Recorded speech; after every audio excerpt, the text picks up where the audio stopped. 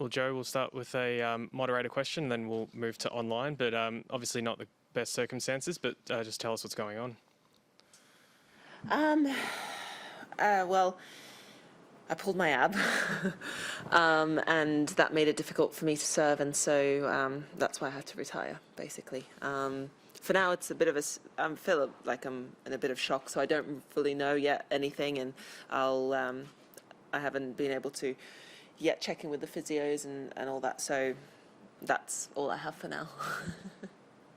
Simon from The Telegraph, your question, please. Did it go in that game when you were serving for the set? And do you think that the weird build-up might have contributed? So I felt it in kind of my second service game of the first set.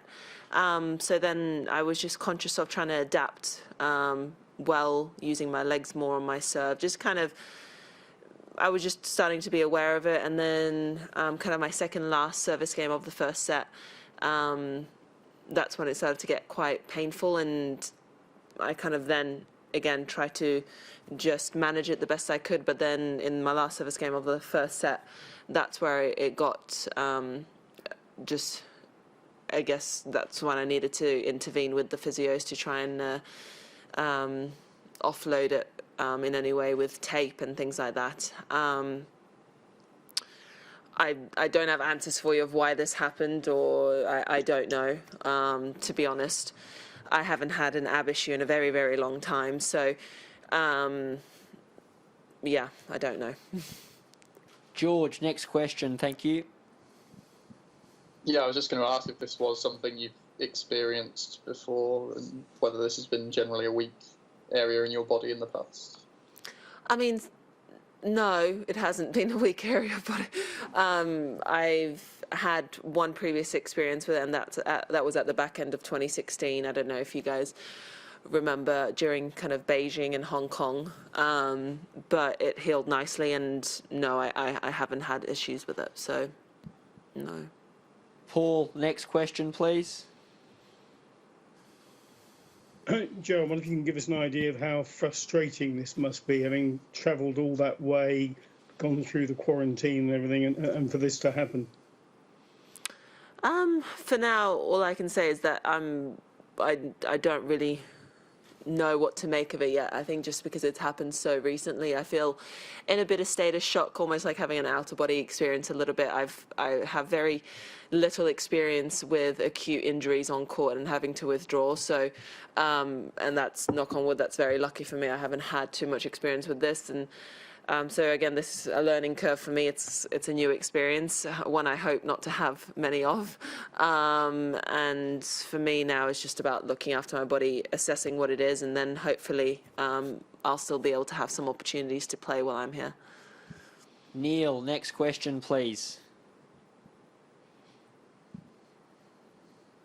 Yeah, hi, Joe. And I appreciate you just said you haven't had it properly assessed and everything. I'm not sure. Do you have a gut feeling of how bad it is, how bad the injury is, and how long it may keep you out for? No, I don't have a gut feeling. Yeah, no, I don't. I mean, the last time you had it, is it similar to that? And do you remember how long you were out, didn't train for example, for that then?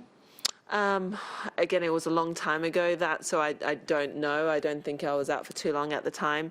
But yeah, I don't know for this of where I am at yet. I'm going to go through the due process of with the physios and the doctors and between today and tomorrow, and then I'll be able to kind of get a feeling for what I'm dealing with.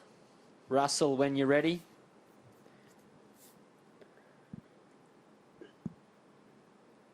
Johanna, there have been a few withdrawals both last week and now this week. And given the circumstances with quarantine and what everybody went through to get the Australian Open on, do you think actually maybe tennis has been overly ambitious in trying to stage a Grand Slam tournament at this time? You know, I think I think we have to be ambitious. We have to do the best we can for the sport to be able to keep it going. So I don't think it's unrealistic for us to want to stage events, to want to give opportunities for players to work, and equally to give entertainment to the people that love to watch us play. So I don't think that's an unrealistic expectation. There's other sporting leagues doing it. I mean, the Super Bowl just went on, so you know, there's plenty of things happening in the world. In terms of the amount of withdrawals, to be honest, I'm not aware of it. I haven't looked into it. I haven't been looking at the scoreboard or anything like that. So again, so I can't have much of an opinion on that, to be honest.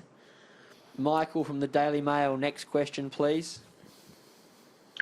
Yeah, my question, Joe, was a little bit similar to Russell's, really. I mean, I'm just wondering what the kind of vibe's been like, say, in the locker room, you know, amongst your peers that you've been talking to.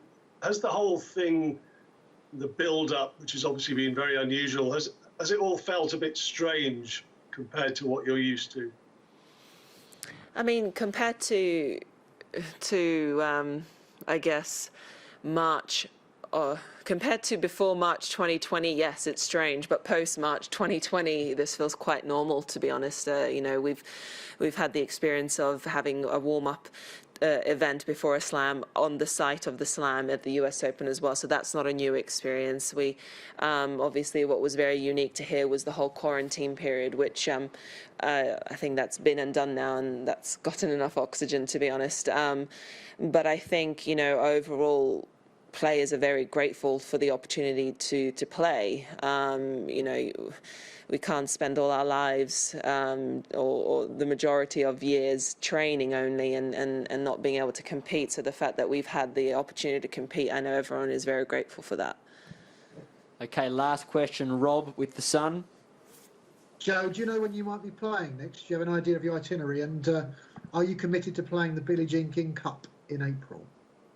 I don't know when I'll be playing next. Like I said, right now, I need to assess kind of where I am with my body in the next kind of 24, 48 hours, and then I'll have a better idea of what I'm dealing with.